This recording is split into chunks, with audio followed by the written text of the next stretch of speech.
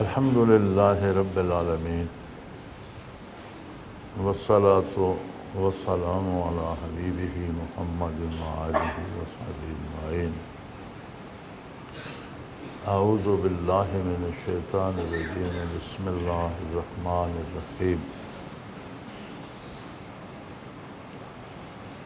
الحمدللہ اللہ کریم کا احسان ہے، اس سال کا بھی سالانہ اجتماع اپنی تکمیل کو پہنچا۔ الحمدللہ بہت سے طالبان حق سیراب ہوئے، اللہ کے بندوں تک اللہ کریم کی بات پہنچی۔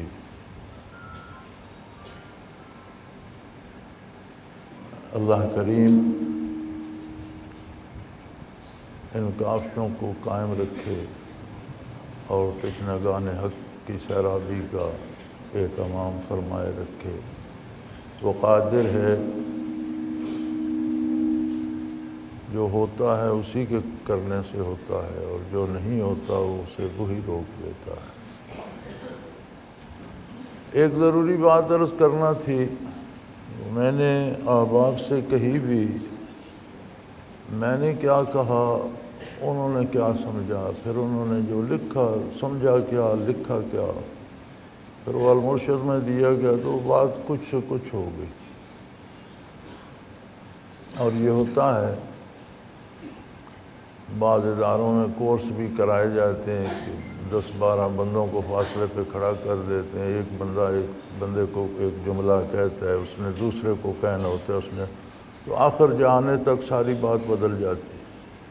ہر سننے والا اپنی شعور کے مطابق سنتا ہے، اپنی سمجھ کے مطابق سمجھتا ہے، اور اپنی قوت بیان کے مطابق آگے بیان کرتا ہے۔ وہ بات یہ تھی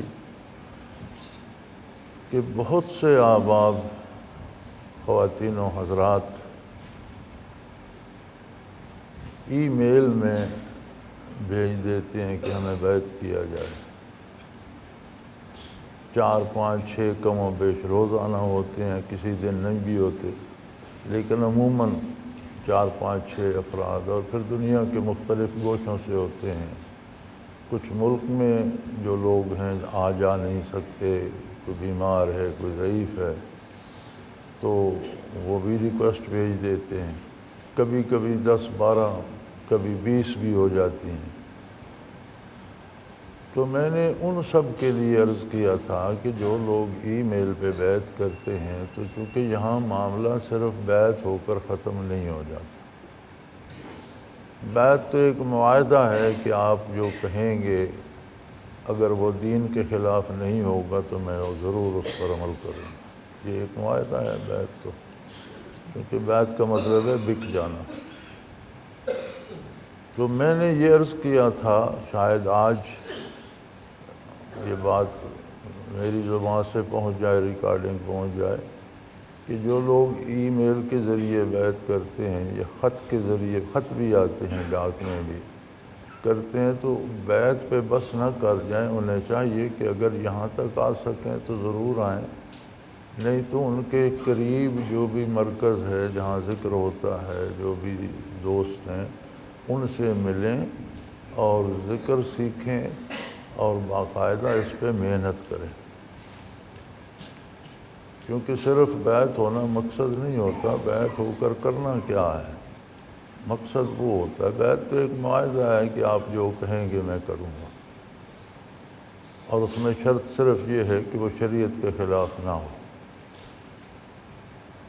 کیونکہ شریعت کے خلاف، اللہ و اللہ کے رسول کے حکم کے خلاف کسی کی بھی اطاعت جائز نہیں، نہ حکمران کی نہ پیر کی۔ تو ان احباب سے میری یہ گزارش ہے، میں نے آج پھر اس کی وضاحت کر دی، کہ جو ای میل یا پوسٹل لیٹر میں بیعت کی درخواست بھیجتے ہیں اور وہ بیعت کر لیا جاتا ہے انہیں چاہیے کہ مزید آگے جہاں بھی قریب تر ساتھی ہیں، اللہ کا شکر ہے الحمدللہ ہر شہر میں، ہر قریے میں موجود ہیں ذکر کرنے والے لوگ، باہر ممالک میں بھی موجود ہیں۔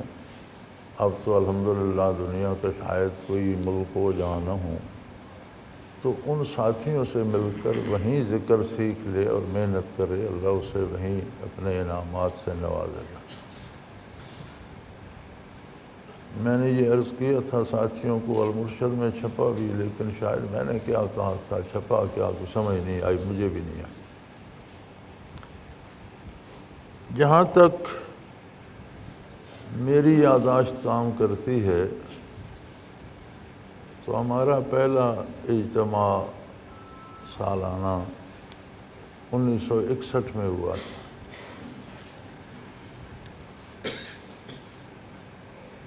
میں ہمارا بار زمینوں پر ایک ڈیرا ہے جنگل بیابان میں، اور کافی پہاڑی چڑھ کر اوپر پلاٹ ہے، اس پلاٹوں میں وہ ڈیرا ہے۔ تو حضرت رحمۃ اللہ علیہ کو بڑا وہ مقام پسند تھا، گرمیوں میں ہوائیں چلتی ہیں، موسم بہتر رہتا ہے، بلندی پہ ہے۔ تو حضرت تشریف لائے تو 61 میں آپ نے فرمایا کہ اب مجھے رہنا تو 2-3 ہفتے ہے، تو کیوں نہ ساتھیوں کو بلا لیا جائے۔ ضرور بلا لیں۔ تو مجھے یہ بات اچھی طرح یاد ہے کہ جو پہلا اجتماع حضرت نے کیا تھا اس میں 15 ساتھی آئے۔ تو اس وقت اس جنگل بیابان میں 15 لوگوں کا انتظام کرنا بھی کار ادارت تھا۔ پانی جوہڑوں کا ہوتا تھا، پھر جنگل میں ڈیرے پر اتنی چارپائیاں، اتنے بستر، اتنے برتن، وہ بھی نہیں ہوتے تھے۔ نہیں پتہ کہاں سے پورے ہوئے، کیسے ہوئے، لیکن اللہ کا شکر ہے کہ وہ 61 کا اجتماع وہاں ہوا۔ بنیادی پہلے اجتماع میں 15 ساتھی تھے، یہ مجھے اچھی طرح یاد ہے۔ اگلے سال 62 میں بھی وہیں ہوا۔ یہ 15 دن کا تھا پہلا، دوسرا کچھ حضرت نے بڑھا دیا، شاید 3 ہفتے کا تھا، وہ مجھے صحیح یاد نہیں ہے، مدت کی بات ہے۔ میں اس وقت سکول میں پڑھایا کرتا تھا۔ 63 میں میرا تبادلہ ڈلوال ہو گیا، اور میں 1 سال ڈلوال سکول میں پڑھاتا رہا۔ 63 کا اجتماع بھی ڈلوال میں ہوا، یہ اللہ نے مجھے سعادت بخشی، اور حضرت وہیں تشریف لائے اور وہیں اجتماع۔ 64 میں واپس نورپور آ گیا، تو 64 کا اجتماع نورپور منعقد ہوا، حضرت تشریف لائے، احباب بھی آئے، اور 1 سال کا اجتماع وہاں ہوا۔ 65 سے اجتماع منارہ منتقل ہو گیا، اور 65 سے 80 تک منارہ سکول میں اجتماع ہو گیا۔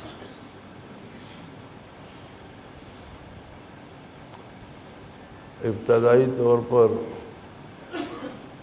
اتنے ساتھی ہوتے تھے کہ ایک بہت بڑا سا ہم نے رکھا ہوا تھا ٹوکرا، بڑا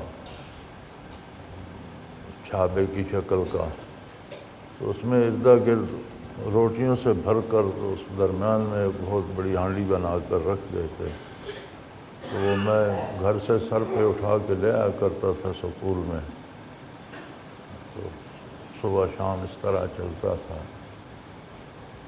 پانی مسجد میں نورپور سے منگوانا پڑتا تھا، اپنے ٹرک لگاتے، ڈرم بھر کے لے آتے، تو اس طرح سے گزارا ہوتا رہا۔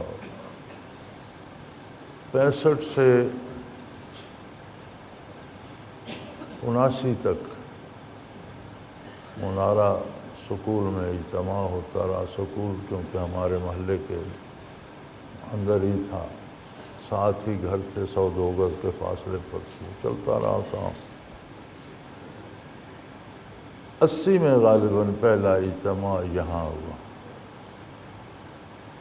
79 میں 78-79 میں بنیاد رکھی گئی، اور 80 میں پہلا اجتماع یہاں ہوا۔ یہ لائبریری چھتی ہوئی تھی، یہ کمرہ حضرت جی کا ہوتا تھا، یہ چھتا ہوا تھا، اور ایک کمرہ اس طرف جو خواتین کے تصرف میں اس پر چھت تھی، باقی صرف بنیادیں تھیں 80 کے اجتماع میں مسجد میں، اب یہیں بیٹھ کر ساتھی ذکر کرتے تھے۔ یہاں باہر میرا ایک گراج ہوتا تھا، دفتر تھا میرا یہاں کوئلے کی بزنس کا، اور ایک گاڑیوں کا گراج ہوتا تھا۔ اس گراج میں ہم نے تنور لگا لیا کہ بادل بارش بھی آتا ہے تو وہیں کھانا پکتا، اور 80 سے یہاں شروع ہوا الحمدللہ۔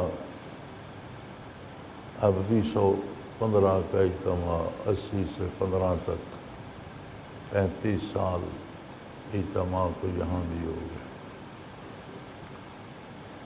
وہ بات جو 1 2 3 بندوں سے شروع ہوئی تھی، مجھے اچھی طرح یاد ہے کہ حضرت رحمۃ اللہ تعالیٰ علیہ کے ساتھ مقامی ساتھی 3 4 ہوا کرتے تھے جو گارڈ کی ڈیوٹی بھی دیتے تھے، تو صرف وہ 4 5 ساتھی حلقۂ ذکر میں تھے یا حضرت جی خود تھے۔ ان 4 5 میں سے بھی 2 ساتھی جو تھے وہ فنا بقا تک ان کے مراقبات بھی تھے اور انہیں مشاہدات بھی ہوتے تھے، باقی بس ساتھ ذکر کر لیتے تھے، لگے رہتے تھے۔ اور حضرت کا چونکہ جلسے اور مناظرے اور اس طرح کے ہوتے تھے تو وہ ساتھ پھرتے رہتے تھے اور گارڈ ڈیوٹی بھی دیتے تھے، حضرت کے ساتھ بھی رکھتے تھے۔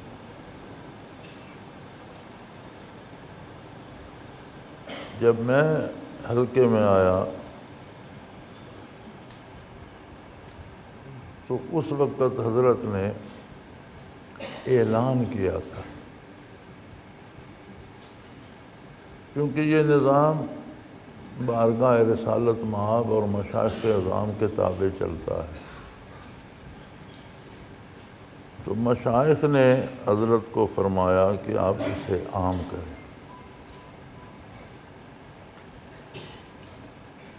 تو حضرت نے تقریر میں، جلسے میں فرمایا کہ جسے فنا فی رسول چاہیے وہ میرے پاس آئے۔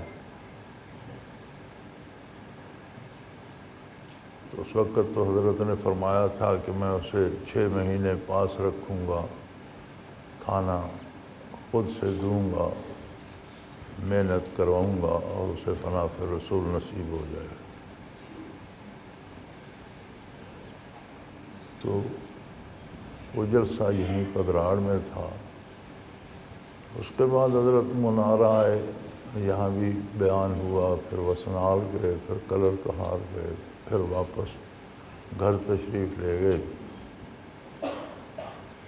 تو اس وقت تو جرأت نہ ہوئی، جب حضرت واپس چلے گئے تو پھر پیچھے وہاں چکرالہ حاضر ہوئے اور حضرت نے مہربانی کی، ذکر میں شامل کر لیا، توجہ فرمائی، طریقے ذکر سکھایا۔ تو کسی دوسرے کے لیے عرض کیا جاتا تو اعراض فرماتے تھے کہ نہیں بھائی رہنے دو، جس میں طلب ہوگی اسے لیں گے، خواہ مخواہ کسی بندے کو کہنا درست نہیں۔ پھر الحمدللہ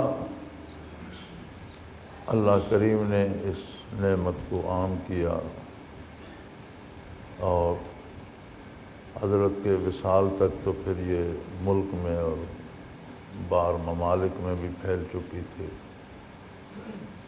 بہت سے ممالک میں بھی ساتھی ذکر کے پیدا ہو گئے تھے اور ذکر ہوتا تھا۔ الحمدللہ اللہ کی عطا سے چلتے چلتے اب یہ اس مقام پہ پہنچ چکی ہے کہ کم و بیش دنیا کے بیشتر ممالک میں اللہ کا ذکر کرنے والے ساتھی موجود ہیں۔ اکثر ممالک میں باقاعدہ مراکز ہیں، جماعتیں ہیں، اور یوں یہ اللہ کریم کا اپنا ایک نظام ہے۔ اللہ کریم چیزوں کو بیلنس رکھتے ہیں جس سے نظام کائنات چلتا ہے۔ اگر سورج اپنے راستے سے ذرا سا بھٹک جائے تو دنیا تباہ ہو جائے، چاند اگر مقرر راستے سے تھوڑا سا ہٹ جائے تو نظام مختل ہو جائے، کوئی ستارہ کوئی سیارہ زمین اپنی گردش بدل دے تو سارا نظام مختل ہو جائے۔ تو یہ سارا لگا بندہ نظام ہے رب العالمین کا۔ جب تھوڑا سا ہواؤں کا نظام بگڑتا ہے تو تب طوفان آ جاتے ہیں، بڑی بڑی عمارتیں گرتی ہیں، بڑے بڑے درخت گرتے ہیں، ذرا سا زمین کا توازن کہیں بگڑتا ہے تو زلزلہ آ جاتا ہے۔ چھوٹی چھوٹی چیزیں قدرت دکھاتی رہتی ہے کہ ایسا بھی ہو سکتا ہے، کیونکہ بنی آدم کے کردار سے ہر چیز متعلق ہے۔ تو قدرت یہ تماشا دکھاتی رہتی ہے کہ اگر تم بگڑو گے تو ان چیزوں میں بگاڑ آئے گا، پھر تم بسو گے کہاں۔ جو خوش نصیب ہیں وہ اس سے سبق حاصل کرتے ہیں، اور جو بد نصیب ہیں ان کے لیے ہونا نہ ہونا برابر ہوتا ہے۔ اسی طرح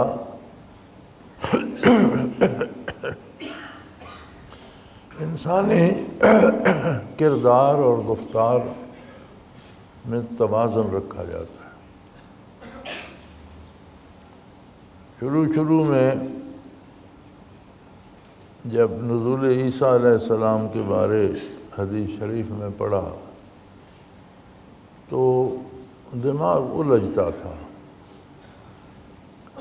کہ اگر نبی کی ضرورت ہوگی تو اللہ قادر ہے، جس نے کم و بیش 1.25 لاکھ انبیاء مبعوث فرمائے ہیں، ایک اور نبی مبعوث فرما دے، اور بلا ضرورت نبی کے آنے کی کوئی جواز سمجھ میں نہیں آتا۔ نبی تو ہمیشہ تب آتا ہے جب ضرورت ہوتی ہے، تو پھر عیسیٰ علیہ السلام کو باقی رکھنے کا کیا مطلب؟ لیکن وہ عہد آج کی طرح بے باک نہیں تھا۔ حضرات سے، مشائخ سے، اساتذہ سے حیا آتی تھی، اور کبھی یہ سوال پوچھنے کی جرت نہیں ہوئی۔ ہم سے تو اب عجیب و غریب پوچھے جاتے ہیں نا، اس زمانے میں اتنی بے تکلفی نہیں ہوتی تھی، تو سمجھ نہیں آتی تھی، پوچھتے بھی نہیں تھے۔ اب اس کی جا کر وجہ سمجھ آئی کہ جب انسانی کردار بگڑتے ہیں تو نظام کائنات کو متوازن رکھنے کے لیے اللہ کریم دوسری طرف کچھ لوگوں کی بہت اصلاح کر دے کہ ایک طرف سے نری ظلمت آ رہی ہے تو دوسری طرف سے نور بھی اس سے زیادہ نہ آئے تو کم از کم اتنا ضرور آئے کہ اس کو بیلنس رکھے۔ ظلمت سے بربادی ہوتی ہے، نور آبادی کا سبب بنتا ہے۔ تو زمانے نے یکا یک پلٹا کھایا۔ میں غیر مسلموں کی بات نہیں کرتا، مسلمانوں کی زندگیاں بدل گئی ہیں۔ عجیب بات ہے، لوگ نماز ادا نہیں کریں گے لیکن رات 1 بجے تک بیٹھے رہیں گے، پھر کھانا کھائیں گے، پھر نہا کر سوئیں گے، پھر صبح 11 بجے اٹھیں گے۔ یعنی رات کو دن کے کام شروع کر دیے اور دن کو رات بنا ڈالا۔ آپ کسی بڑے شہر چلے جائیں، 11 ساڑھے 11 12 سے پہلے کوئی دکان نہیں کھلتی، کوئی بندہ بازار میں نہیں آتا۔ یعنی رات کو 2 بجے تک جاگتے رہے، صبح 11 12 بجے تک سوتے رہے۔ کچھ زندگیوں کا ماحول بدل گیا ہے۔ کبھی کسی نے سوچا بھی نہیں تھا کہ کھانے کے لیے پیسے دے کر گوشت خریدیں گے تو آگے سے حرام گوشت ملے گا، کبھی کسی نے سوچا نہیں۔ اب یہ سوچنا مشکل ہے کہ جو گوشت میں لے رہا ہوں یہ حلال ہے بھی کہ نہیں، اتنا مردار بک رہا ہے اس میں۔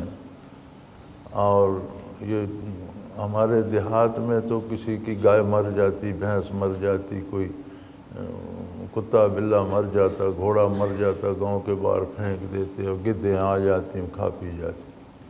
اب نہ کوئی مردار باہر نظر آتا ہے، نہ فضا میں کوئی گدھ نظر آتا۔ اب مردار پھینکا نہیں جاتا، کاٹ کے بیچا جاتا۔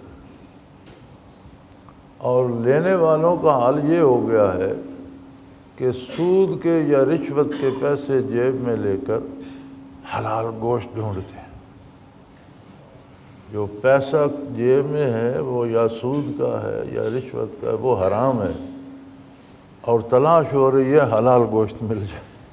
یعنی عجیب سی روش انسانی معاشرے کی۔ باقیوں کو چھوڑ دو، میں اپنے مسلمان معاشرے کی بات کر رہا ہوں کہ یہ ہمیں کیا ہو گیا۔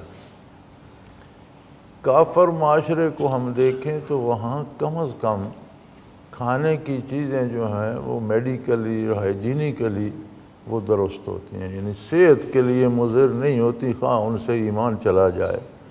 لیکن جو مادی اور جسمانی صحت ہے یہاں اس کی بھی کوئی پابندی نہیں۔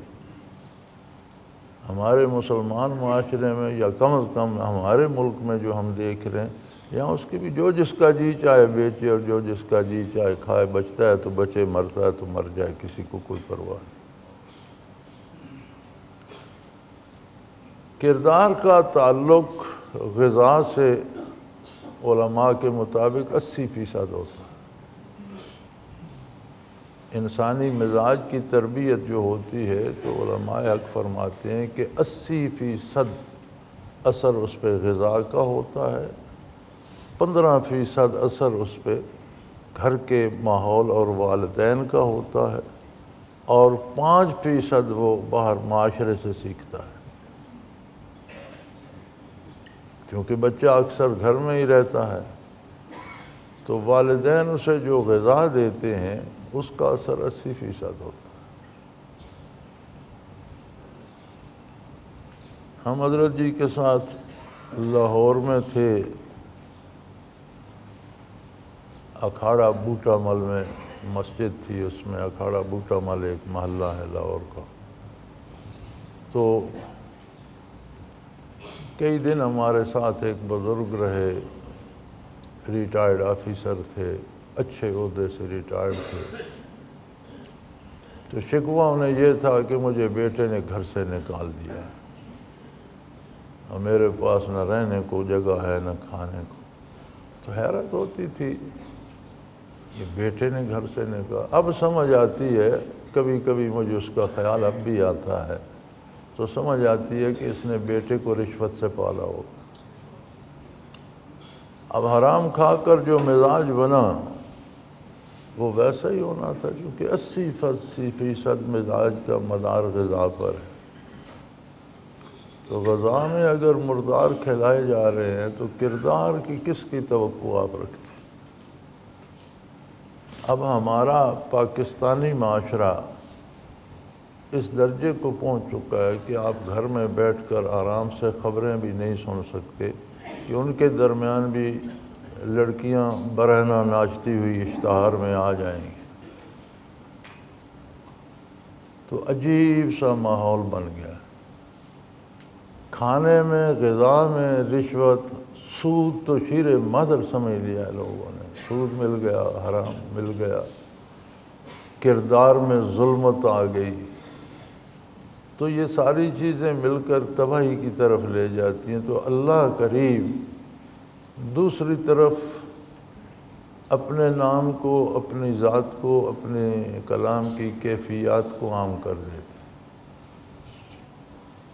تو وہ اللہ کریم اس طرف اتنی روشنی کر دیتے ہیں کہ یہ نظام بیلنس ہو کر چلتا رہتا ہے۔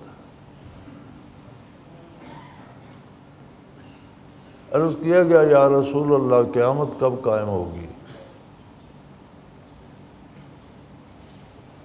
تو لمبی حدیث کا ٹکڑا ہے، حضور صلی اللہ علیہ وسلم نے فرمایا حتیٰ لا یقال اللہ اللہ کما قال رسول اللہ صلی اللہ علیہ وسلم، کہ جب کوئی اللہ اللہ کرنے والا نہیں ہوگا قیامت قائم ہو جائے۔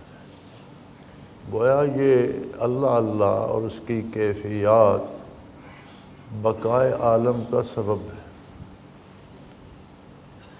مولانا احمد علی لاہوری رحمۃ اللہ تعالیٰ علیہ کی ایک تقریر مجھے یاد ہے، خدام الدین میں چھپ جاتی تھی، تو فرماتے تھے کہ لاہوریو یہ نہ سمجھو کہ تمہاری شان و شوکت سے کائنات کام ہے، جنہیں تم کچھ نہیں سمجھتے، فقیر سمجھتے ہو، غریب سمجھتے ہو، یہ ان کی اللہ اللہ کی وجہ سے قائم ہے، تمہاری عیاشیوں سے قائم نہیں ہے۔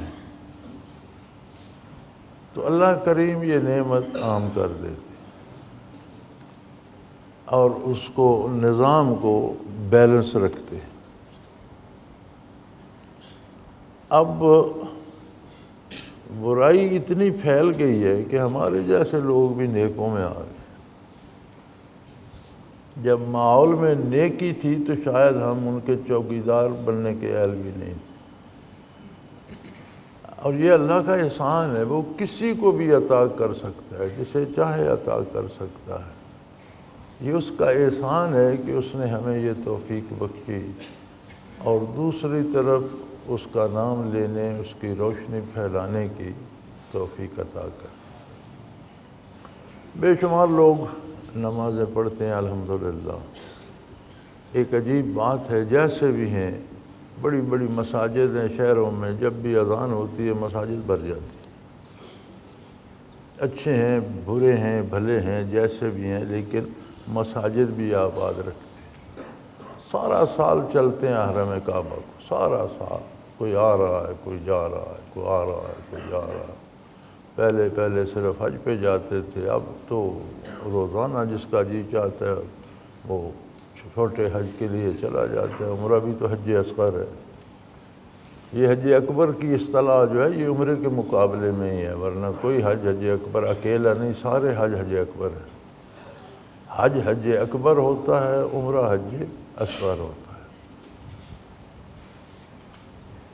تو یہ ایک رواج ہو گیا کہ جمعے کو حج آ جائے تو حج اکبر ہوتا ہے، ایسی بات نہیں ہے۔ حج کو حج اکبر کہا گیا عمرے کے مقابلے میں، قرآن کریم کی اصطلاح ہے۔ عمرہ حج اصغر ہے، اور یہ سالانہ حج جو ہے ذی الحج کا، یہ حج اکبر ہے۔ تو لوگ چلتے رہتے ہیں، بظاہر دیکھنے میں برائی سے نیکی بھاری نظر آتی ہے، لوگ زیادہ تعداد میں، اس کا اثر کیوں نہیں ہوتا؟ دیکھیں، ہر شخص جو بات کرتا ہے اس کی حیثیت کے مطابق اس بات میں ایک کیفیت ہوتی ہے۔ ایک بندہ بات کرتا ہے، ہمارا دل باغ باغ ہو جاتا ہے، خوش ہو جاتے ہیں ہم۔ یہ خوشی جو ہے یہ ایک کیفیت ہے۔ الفاظ تو ہم نے سنے، کانوں کے ذریعے دماغ میں داخل ہو کر انالائز ہوئے، بات سمجھ آ گئی، لیکن جو وہ کیفیت، ایک بندہ بات کرتا ہے تو ہمیں دکھ ہوتا ہے۔ یہ دکھ کیا ہے؟ ان الفاظ کے ساتھ جو کیفیت تھی یہ وہ ہے۔ ایک بندہ بات کرتا ہے، غصہ آ جاتا ہے۔ غصہ ایک کیفیت ہے۔ جو جملے اس نے استعمال کیے یا جو الفاظ اس نے چنے، ان میں کچھ ایسی چیز تھی کہ ان کی کیفیت آئی تو رد عمل کے طور پر غصہ پیدا ہو گیا۔ بندے کے کلام میں کیفیت ہے۔ شاعر ایک شعر کہتے ہیں، وہی الفاظ ہوتے ہیں جو ہم روزمرہ استعمال کرتے ہیں، وہ ان کی جملوں میں اور مصروں میں بندش کر دیتے ہیں انہی الفاظ کو، وہی روزمرہ کے الفاظ ہوتے ہیں، بڑے خوبصورت لگتے ہیں، بڑے پیارے لگتے ہیں۔ وہی الفاظ کوئی گا دیتا ہے تو لوگ فدا ہو رہے ہوتے ہیں، بھئی اس پہ کیا فدا ہو رہے ہو؟ بھی وہ کیا ایک کیفیت وجد کی طاری ہو گئی۔ تو بندے کے کلام میں اگر کیفیت ہے تو اللہ کے کلام میں کتنی ہے؟ اللہ کریم جب کلام سے نوازتے ہیں اور جب اللہ کلام فرماتے ہیں تو اس میں کتنی کیفیت ہوگی۔ تو یہ کیفیت کہاں سے تلاش کی جائے؟ جہاں سے اللہ کا کلام ملا، سادہ سی بات۔ اللہ کا کلام کہاں سے ملا؟ یہ بارگاہ محمد الرسول اللہ صلی اللہ علیہ وسلم، نبی کریم صلی اللہ علیہ وسلم نے بتایا کہ یہ قرآن ہے، یہ اللہ کا ذاتی کلام ہے۔ تو تعلیمات نبوت میں بنیاد اللہ کریم کا کلام ہے، اور اس کی تفسیر محمد الرسول اللہ صلی اللہ علیہ وسلم کی حدیث ہے کہ اس کلام کی جو کیفیات کا اطہر پر وارد ہوئیں انہیں الفاظ میں ڈھال کر نبی علیہ الصلوۃ والسلام نے اس کی شرح کر دی، وہ حدیث شریف۔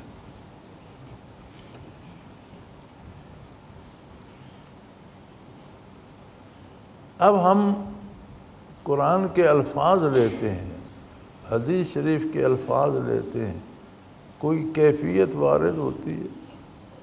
کچھ بھی نہیں۔ جس طرح ہم الف لیلہ کی کہانی بیٹھ کر پڑھ جاتے ہیں اسی طرح بیٹھ کر قرآن بھی پڑھ جاتے ہیں، نہ اس سے کوئی کیفیت وارد ہوتی ہے نہ اس سے کوئی کیفیت وارد ہوتی ہے۔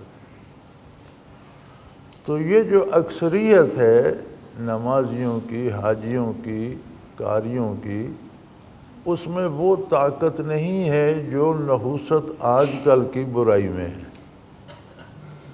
یہ زیادہ مضبوط ہے، ان کے پاس، اکثریت کے پاس الفاظ ہیں، اللہ ان کے الفاظ قبول فرمائے اور انہیں نیک اجر دے، لیکن الفاظ کا وزن کیفیت سے بنتا ہے۔ کیفیت کس کے پاس ہے؟ یہی تو مسئلہ ہے۔ الفاظ ہیں، سجدے ہیں، رکوع ہیں، طواف ہیں، عمرے ہیں، حج ہیں، کیفیات نہیں ہیں۔ اسی لیے آپ دیکھتے ہیں کہ ایک بندہ چوری کرتا ہے، خواہ دکاندار ہے، قیمت زیادہ لے لیتا ہے، چیز گھٹیا دیتا ہے، کوالٹی کم دیتا ہے، کوانٹٹی کم کر دیتا ہے، چوری کر کے پھر وہ عمرے پہ چلا جاتا ہے۔ اب حج یا عمرہ ایک آخری دوا ہے انسان کی اصلاح کی۔ استطاعت ہو تو اللہ نے زندگی میں ایک حج فرض کیا، وہ کافی ہے۔ تو ہم ہر سال کرتے ہیں، کوئی بدلتا نہیں، چونکہ حج اور عمرے میں وہ جو کیفیات وارد ہوتی ہیں وہ نہیں ہیں، بھاگ دوڑ کے آ جاتے ہیں۔ نمازیں روز پڑھتے ہیں، اکثر دکاندار نمازیں پڑھتے ہیں لیکن کام صحیح نہیں کرتے، اکثر صاحب اقتدار اور اختیار نمازیں پڑھتے ہیں، سرکاری محکموں کے آفیسر نمازیں پڑھتے ہیں، لیکن جب دفتر میں بیٹھتے ہیں تو سارا الٹ پلٹ ہو جاتا ہے۔ ان کا کردار کیوں نہیں بدلتا؟ وہ حرکات و سکنات ہیں، الفاظ ہیں، ان میں کیفیات نہیں ہیں۔ نبی کریم صلی اللہ علیہ وسلم سے جن لوگوں نے قرآن سیکھا، جب وہ ایمان لائے، حضور کے سامنے آئے، تو قرآن تک پہنچنے سے پہلے ان میں قرآنی کیفیات ان کے قلوب میں بھر گئی، اور کوئی تخصیص نہیں تھی، عالم، ان پڑھ، امیر، غریب، مرد، عورت، بچہ، بوڑھا، جو نگاہ ناز میں آیا سیراب ہو گیا۔ صحابیت کیا تھی؟ وہ کیفیت جو کلام باری، جو صحبت نبوی میں جو کیفیت وارد ہونی چاہیے، وہ جس پہ وارد ہوگی وہ صحابی ہوگی۔ اب اس کی شرط یہ تھی کہ حضور کے اس زمانے حیات مبارکہ میں جو اس دنیا میں حضور تھے، اس میں حضور کے سامنے ہو یا حضور کو دیکھے یا حضور کی محفل میں حاضر ہو، تب وہ کیفیت منتقل ہو کر تب صحابی بن سکتا۔ تو نبی کریم نے جہاں اللہ کا کلام پہنچایا وہاں اس کی کیفیات بھی بانٹی، سب کو صحابی بنا دیا۔ صحابہ پر کیفیات ختم نہیں ہو گئیں، کیونکہ کلام جہاں جہاں پہنچا اپنی کیفیات کے سمیت پہنچا۔ جو صحابہ کی خدمت میں پہنچا تابعی ہو گیا، تابعین کی خدمت میں پہنچا تبع تابعی ہو گیا۔ الفاظ بھی کیفیات سمیت انہوں نے لیے۔ تبع تابعین کے بعد اللہ نے جنہیں توفیق دی وہاں ایک اور ضرورت پیدا ہو گئی۔ حضور کی نگاہ ناز میں جو آیا، ایک نگاہ میں اس کا قلب بھی صاف ہو گیا، سینہ بھی صاف ہو گیا، گناہ بھی مٹ گئے، استعداد بھی پیدا ہو گئی نوارات و تجلیات برداشت کرنے کی، اور وہ صحابی ہو۔ ان کا کام تو ایک نگاہ میں ہو گیا۔ یہی مجاہدہ تابعین کا تھا کہ جسے کسی صحابی کی صحبت ایک لمحہ میسر آ گئی تابعی ہو گئی۔ تبع تابعین کا تب تک یہ کمال چلتا ہے۔ اب جب چوتھی نسل آئی، جوں حضور اکرم کے زمانے سے بودھ ہوتا گیا، استعداد کم ہوتی گئی، جب چوتھی نسل آئی تو انہیں چیزیں اس طرح نہیں ملیں، انہیں پہلے اپنا سینہ اور دل صاف کرنا پڑا، دل کا برتن مانجنا پڑ گیا، پھر اس پر ہلکے ہلکے زنگ آنے شروع ہو گئے۔ کلا بل رانا علی قلوبہم، کیوں لوگ الفاظ و کیفیات حضور سے نہیں لیتے جب حضور بانٹ رہے ہیں، مفت بانٹ رہے ہیں؟ فرمایا ان کے دلوں پر زنگ آ گیا۔ دلوں پر جب زنگ آتا ہے تو وہ برکات کو مانع ہو جاتا ہے، اور برکات ہی جب نصیب نہ ہو تو پھر الفاظ پہ بھی توجہ کم جاتی ہے۔ ایک شخص کو آپ آم کا سارا کچھ نکال لیں اور صرف گٹھلی صاف کر کے دیں تو اسے وہ کیا کرے گا؟ کیوں خریدے گا؟ تو الفاظ وہ گٹھلی رہ جاتے ہیں، برکات سے گٹھلی سے درخت بن جاتا ہے اور اس پر ہزاروں آم لگ جاتے ہیں۔ تو پھر لوگوں کو وہ دل مانجنے پڑے، جیسا کہ ارشاد ہے نبی کریم صلی اللہ علیہ وسلم کا، لِكُلِّ شَيْءٍ سِقَالَةٌ وَسِقَالَةُ الْقُلُوبِ ذِكْرُ اللَّهِ كَمَا قَالَ رسول اللہ صلی اللہ علیہ وسلم۔ ہر چیز کی ایک پالش ہوتی ہے، جو اس سے مانجا جائے تو وہ صاف ہو جاتی ہے، چمک اٹھتی ہے۔ دلوں کی پالش اللہ کا ذکر ہے۔ تو تبع تابعین سے جنہوں نے کیفیات حاصل کی، انہوں نے ذکر الہی سے دلوں کو مانجا، صاف کیا، محنت کی، اور ان میں اللہ نے وہ کیفیات ڈالی۔ تب سے اب تک اور قیامت تک یہ عمل جاری رہے گا۔ یہ اس میں میری کوشش، آپ کی محنت، کسی کی کاوش شامل نہیں، یہ اللہ کا نظام ہے، اس نے جاری رکھنا ہے۔ اور یہ اس کا احسان ہے، اس نے اپنے بندوں میں سے کسی نہ کسی کو اس کام پہ لگائے رکھنا ہے۔ یہ اس کا احسان ہے کہ ہمیں اس کی توفیق عطا کر۔ یہ ہمارا احسان نہیں ہے کہ ہم ذکر کے حلقے میں آ گئے، یہ ہم نے بڑا کمال، یہ ہمارا کمال نہیں ہے، ہمارا ذکر اذکار پہ احسان، یہ اس کا احسان ہے۔ منت منے کہ خدمت سلطان میں کنی، منت یوں بداں کہ بخدمت گزاشتت۔ فارسی شاعر نے کہا تھا کہ احسان نہ کرو کہ تم بادشاہ کی نوکری کر رہے ہو، احسان تو بادشاہ کا ہے، اس نے تمہیں ملازم رکھ لیا، ورنہ ہزاروں لوگ لاکھوں ٹھوکریں کھاتے پھرتے ہیں، جسے چاہتا رکھ لے گا۔ تو یہ نظام تو اللہ نے قائم رکھنا تھا۔ بڑے بڑے حضرات کے قصے ہم پڑھتے ہیں تو ایک دو چار بندوں کو ذکر بتاتے ہیں، باقی سب کو ظاہری اصلاح بتا کر، تسبیحات بتا کر رخصت کر دیتے ہیں۔ بھلے زمانے تھے، نیکی بدی کا کچھ توازن برقرار تھا۔ اب ایک طرف جب برائی بہت بڑی تو دوسری طرف اللہ کریم نے یہ شعبہ بھی بڑھا دیا۔ وزن تو برابر رکھنا ہے نا، بیلنس تو رکھنا ہے۔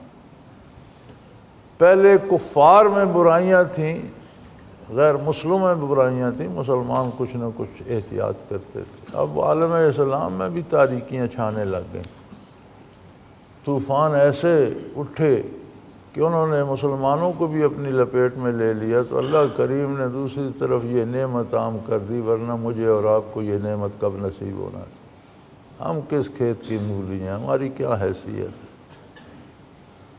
تو یہ ہمارے وقت تو جاگ گئے کہ قدرت کو یہ منظور تھا، اس نے کچھ لوگوں کو اس نے ہمیں چن لیا، یہ اس کا انتخاب اور اس کا احسان ہے، الحمدللہ۔ تو یہ ساری حکایت میں نے آپ کو اس لیے سنائی ہے کہ ہمارے ہاں اجتماعات بھی ہوتے ہیں، دینی بھی ہوتے ہیں، تبلیغی بھی ہوتے ہیں، جلسے ہوتے ہیں، لوگ جمع ہوتے ہیں، تو ان سب کا حاصل دعا ہوتی ہے کیونکہ سارے جلسے میں باتیں ہی باتیں ہوتی ہیں، کیفیات ہوتی نہیں ہیں، ہوتی دعا میں بھی نہیں ہے۔ صرف لوگ اپنے اپنے دکھوں کو بیٹھ کر روتے رہتے ہیں۔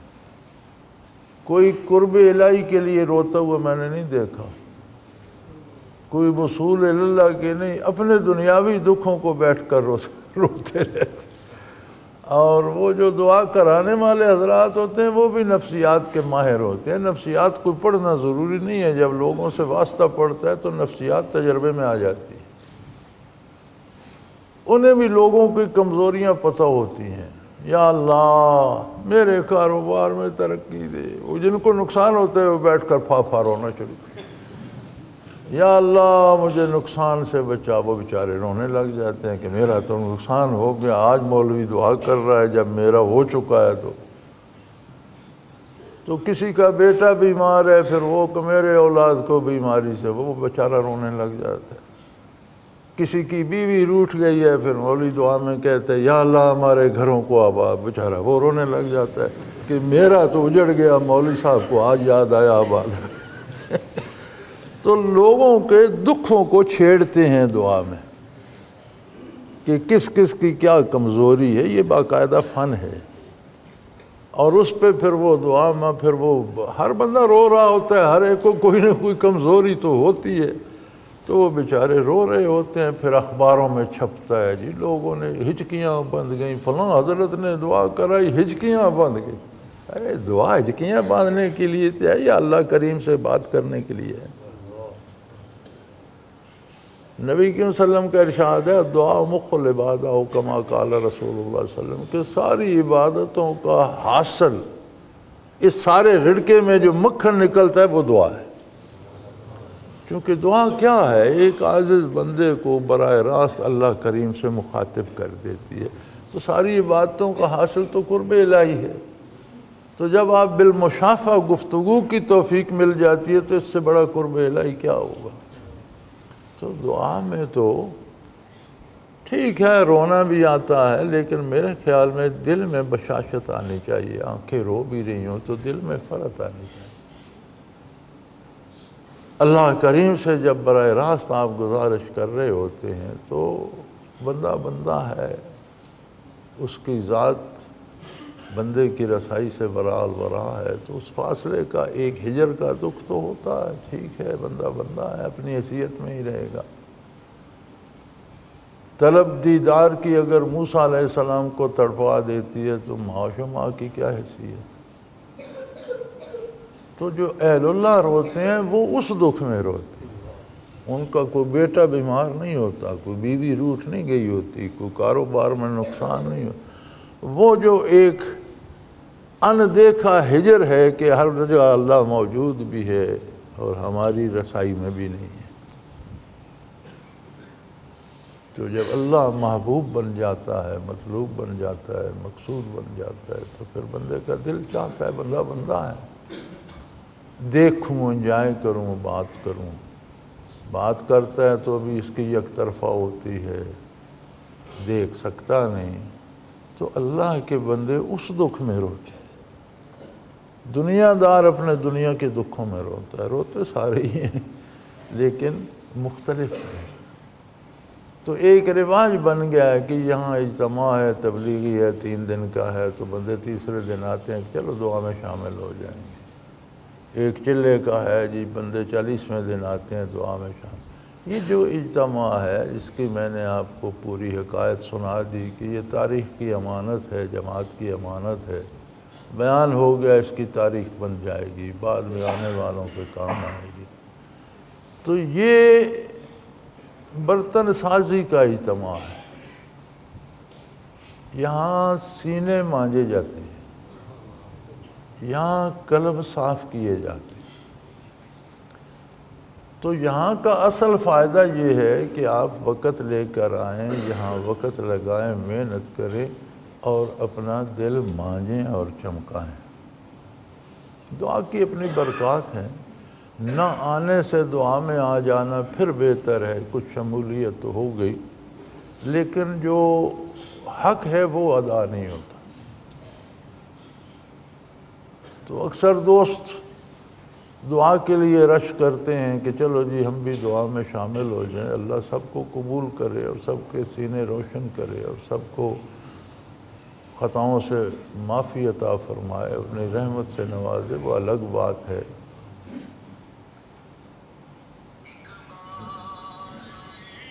نبی کریم صلی اللہ علیہ وسلم کا ارشاد عالی ہے کہ اللہ کریم نے کچھ ایسے فرشتے پیدا فرمائے ہیں جو صرف روئے زمین پر ذکر کی تلاش میں پھرتے رہتے ہیں کہ کہیں اللہ کا ذکر ہو رہا ہے۔ پھر جہاں ذکر ہو رہا ہوتا ہے وہاں جو کوئی پہنچتا ہے وہ دوسروں کو آواز دیتا ہے کہ آ جاؤ بھئی، یہاں تمہارے کام کی بات ہو رہی ہے۔ تو وہ اگر ذکر کرتے رہتے ہیں لوگ اور آتے رہتے ہیں، شامل ہوتے رہتے ہیں، تو فرشتے بھی جمع ہوتے رہتے ہیں، پھر ایک حلقہ بن جاتا ہے۔ پیچھے آتے ہیں، ان سے ذرا اوپر کھڑے ہوتے ہیں، دیکھنا چاہتے ہیں، تو فرماتے ہیں لمبا ذکر ہو جائے تو بعض اوقات فرشتوں کے سر جا آسمانوں سے لگتے ہیں۔ ذکر ختم ہوتا ہے، دعا ہوتی ہے، تو وہ واپس پہنچتے ہیں اپنے مقام پر۔ جب آسمانوں پر تو اللہ کریم پوچھتے ہیں بھئی کہاں تھے تم؟ یا اللہ تیرے ذکر کی تلاش میں تھے۔ پھر کیا دیکھا؟ تیرے بندوں کو تیرا ذکر کرتے ہوئے پایا، انہوں نے مجھے دیکھا ہے، جنت دیکھی ہے، نہیں یا اللہ تیرے کلام پہ، تیرے نبی پہ ایمان لائے۔ دوزخ دیکھی ہے کہ اس سے بچنے کی دعا کرتے ہیں، نہیں یا اللہ تیرے نبی پر ایمان لائے۔ تو اللہ فرماتے ہیں پھر گواہ رہو، وہاں جتنے لوگ تھے ان کو میں نے بخش دیا۔ تو وہ فرشتے عرض کرتے ہیں، حضور صلی اللہ علیہ وسلم نے فرمایا کہ وہ فرشتے عرض کرتے ہیں یا اللہ باقی لوگ تو ذکر کے لیے تھے، ان میں کچھ ایسے بھی تھے جنہیں ان ذاکرین سے کوئی کام تھا، وہ بات کرنے آئے، آگے ذکر ہو رہا تھا وہ بھی ساتھ بیٹھ گئے۔ اب ذکر ختم ہوگا تو بات کریں گے، ان کی مجبوری تھی۔ فرمایا ہم قوم لا یشکا جلیسہم او کما قال رسول اللہ صلی اللہ علیہ وسلم۔ اللہ فرماتے ہیں کہ یہ ایسے لوگ ہیں جن کے پاس بیٹھنے والا بھی بدبخت نہیں رہتا۔ میں نے ان کو بھی بخش دیا جو دنیاوی کام سے آئے تھے لیکن ذاکرین کے پاس بیٹھ گئے، میں نے انہیں بھی بخش دیا۔ تو وہ کریم ہے، دعا میں شامل ہونے والوں کو بھی نواز دے تو اس کی رحمت سے کیا بعید ہے۔ ساتھ تو آ کر وہ بھی بیٹھ گئے، لیکن بخشا جانا ایک اور بات ہے اور قرب الہی کا مزہ پانا ایک اور بات ہے۔ یہ دو الگ الگ بات ہیں۔ جو آ کر رہتے ہیں، دلوں کو مانجتے ہیں، جو لذت انہیں آتی ہے وہ اور ہے، اور اللہ سب کو معاف۔ ہم تو کہتے ہیں یا اللہ جس نے بھی کلمہ پڑھا ہے وہ جیسا بھی ہے اسے بخش۔ وہ ہمارے کہنے سے تو نہیں ہونا، اس کی اپنی رحمت عام ہے، وہ ہر ایک کے حال سے پوری طرح باخبر ہے، اس کے خلوص سے آگاہ ہے، اس کی آرزوؤں کو جانتا ہے، اس کا کردار اس کے سامنے ہے، مخلوق اس کی اپنی ہے۔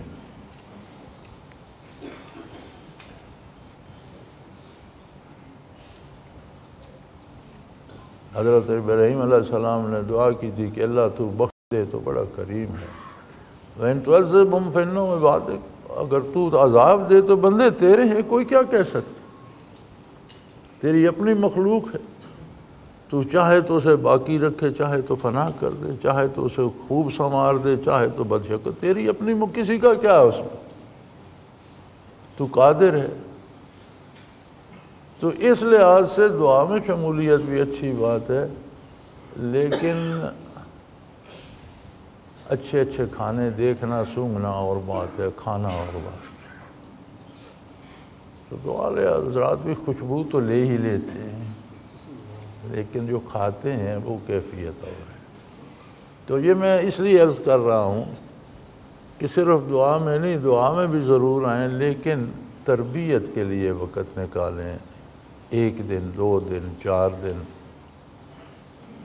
اور ہو سکے تو سارا چلہ لگائیں۔ پھر اجتماع کی ایک صورت پھر بدل گئی۔ حضرت رحمۃ اللہ تعالیٰ علیہ آخری دم تک سفر میں رہتے تھے، ویل چیئر پر بھی بٹھا کر ہم نے انہیں جہازوں میں بٹھایا، ویل چیئر پر جہازوں سے گاڑیوں سے اتارا، تبلیغی سفر، ذکر اذکار کی محفلیں، صرف چھٹی آپ سے تو مرض الموت میں، اس بیماری میں جس کا میں آپ کا وصال ہوا، 1.5-2 ہفتے کی بیماری تھی، ورنہ آپ سفر میں رہے۔ تو اس لیے اجتماع گرمیوں میں، پھر گرمیوں میں سکولوں میں، اداروں میں اکثر لوگوں کو چھٹیاں بھی ہو جاتی ہیں، یہ جگہ بھی ٹھنڈی تھی، حضرت پسند فرماتے تھے گرمیاں یہاں گزارنا، تو ہر گرما میں اجتماع ہوتا تھا اور ہوتا چلا آیا۔ میں بھی اکثر الحمدللہ سفر میں رہا، ملک میں، بیرون ملک، تو اجتماع میں ہوتا تھا کہ جب اجتماع کے دن مقرر ہو جاتے تھے کوئی سفر نہیں ہوتا تھا، پھر یہیں موجود رہنا پڑتا۔ تو گزشتہ کئی سالوں سے مجھ سے سفر چھوٹ گیا ہے، 8-10 سال ہو گئے ہیں یہیں بسر ہوتی ہے۔ تو گزشتہ چند سالوں سے یہ اجازت دے دی ہے کہ جو دن ہوتے ہیں اجتماع کی یہ تو ہر سال ہوں گے، لیکن اجتماع سارا سال جاری رہے، جس کو جب فرصت ہو، جب جی چاہے دارالعرفان آ جائے، 1 دن ہے، 2 دن ہے، 10 ہیں، 50 دن ہے، جتنا وقت ہے یہاں رہے، تعلیم بھی ملے گی، تربیت بھی ملے گی، انشاءاللہ العزیز اسے وہی فائد ہوں گے جو اجتماع میں ہوتے ہیں۔ تو اب گزشتہ کئی سالوں سے سارا سال اجتماع ہے، یہ گنتی کے دن نہیں ہیں، اور الحمدللہ 35-40 بندے روز رہتے ہی ہیں، سارا سال اجتماع چلتا رہتا ہے، 30-35-40 کے قریب تو بندے رہتے ہیں، جنہیں ہم شمار نہیں کرتے، یعنی اجتماع کو دیکھ کر پھر وہ ہمارے نتیجے سے کوئی ہے یا نہیں ہے، لیکن اذکار باقاعدگی سے ملتے ہیں، تعلیمات باقاعدگی سے ہوتی ہے، اور نماز روزہ جو ساری جو ہے وہ، اور اصل بات جو فرق ہے اس اجتماع کا یہ ہے کہ اس میں دل مانجے جاتے ہیں، آیات اور احادیث اور احکام اور حقائق جو بھی بیانات قرآن میں حقائق بھی ہیں بندوں کی اصلاح کے لیے، تمثیل کے لیے کہ انہوں نے یہ کیا، ان کا یہ نتیجہ نکلا تو میں ایسا نہ کروں، تو ان ساری الفاظ کی جو کیفیات ہیں وہ دلوں میں اتاری جائے۔ اصل چیز جو یہاں سے کسی نے لینی ہے، یہاں کا ثواب، دارالعرفان کا ثواب یہ ہے کہ وہ کیفیات دل میں اتر جائیں۔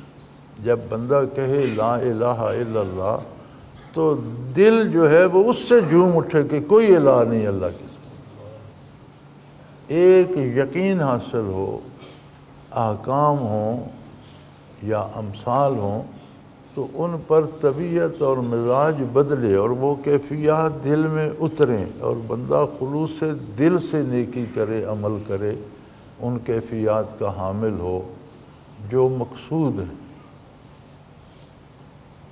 بندہ کسی کو دعا دیتا ہے تو اسے الفاظ سنانا تو مقصود نہیں ہوتا، کا مقصود ہوتا ہے یہ خوش ہو، خوش آمد کرتا ہے، تو اگر اسے خوشی نہیں ہوتی تو پھر تو اس کی ساری کاوش بیکار گئی۔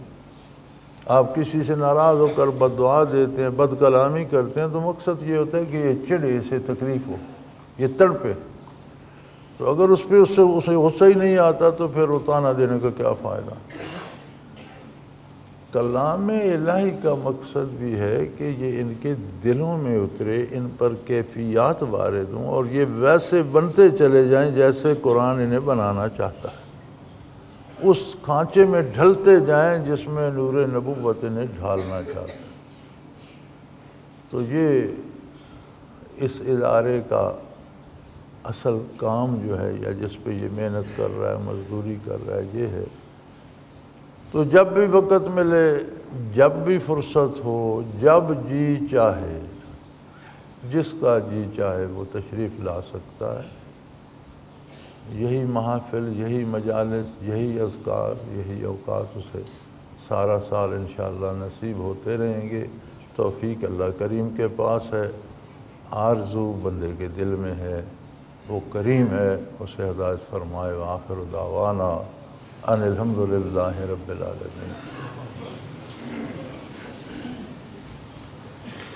اب دعا کر لیجئے اور پھر آپ کو جانا ہے، اچھا جائیے۔ ہر کام اپنے ایک انجام کو پہنچتا ہے، تو انجام کو اردو میں کہتے ہی خاتمہ ہے۔ خاتمہ نیک ہو اور پھر آنے کی توفیق اللہ۔ الحمدللہ رب العالمین، والصلاة والسلام علی حبیبہ محمد وآلہ۔ اللہم ربنا لا تقتلنا بغضبک ولا تہلکنا بعذابک واعف عنا قبل ذلک۔ اللہم ربنا لا تسلط علینا من لا یرحمنا، انت ولینا فی سفرنا وحضرنا فی مالنا واہلنا، انت ولینا فی الدنیا والآخرہ، توفنا مسلمین والحقنا بالصالحین۔ یا حل المشکلات، یا دافع البلیات، یا قاضی الحاجات، یا مجیب الدعوات، علیک توکلنا و الیک انبنا و الیک المصیر۔ اللہم ربنا سلنا امورنا کلہا فی دیننا و دنیانا۔ اللہم ربنا سلنا امورنا کلہا فی دیننا و دنیانا۔ اللہم ربنا سلنا امورنا کلہا فی دیننا و دنیانا۔ اللہم رب یسر رب یسر رب یسر ولا تعسر وتمم بالخیر۔ اللہم ربنا نور قلوبنا بنور المعرفة والایمان، وارزقنا اتباع نبیک صلی اللہ علیہ وسلم واتباع خلفاء الراشدین المہدیین۔ اللہم ربنا لا تزغ قلوبنا بعد اذ ہدیتنا وہب لنا من لدنک رحمۃ انک انت الوہاب۔ اللہم انصر الاسلام والمسلمین، اللہم اید الاسلام والمسلمین، اللہم اعز الاسلام والمسلمین اینما کانوا ومن کانوا بانک علی کل شیء قدیر۔ اللہم ربنا وفقنا لما تحب وترضى واجعل آخرتنا خیر من الاولی۔ اللہم ربنا آتنا فی الدنیا حسنۃ وفی الآخرۃ حسنۃ وقنا عذاب النار۔ وصلی اللہ تعالی علی حبیبہ محمد وعلی آلہ وصحبہ اجمعین برحمتک یا ارحم الراحمین۔ اے اللہ